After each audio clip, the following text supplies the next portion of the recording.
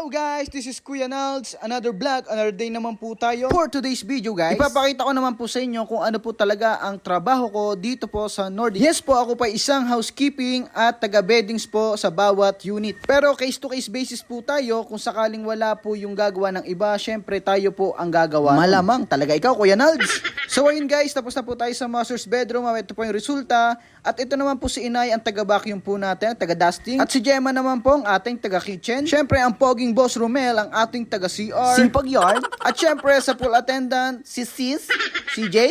At yun guys, may kanya-kanya po pala kaming trabaho dito pag kumpleto po kami. Sa ngayon naman po, taas naman po tayo dito po sa loft style po ng A-frame villa. Dito naman po tayo magbe-beddings guys. Hindi biro din yung trabaho guys, pero pag nagtutulungan kayo, syempre dadali yun. Ay sus! Lalo na pag nandiyan yung prinsesa. Gulat ka no? So ayun guys, tinulungan na nga pala tayo dyan ng Inay Juliet. After nya, nag-vacuum naman po tayo. At sa uli yung mop. At ayun, nakaraos din guys. At tapos po kami ng isang unit. Pero tatlo pa po yung magcha-check out. Huwag munang magsaya dahil may lilinisin pa. Hanggang dito na lang guys, huwag kakalimutan. Please like, share, and subscribe.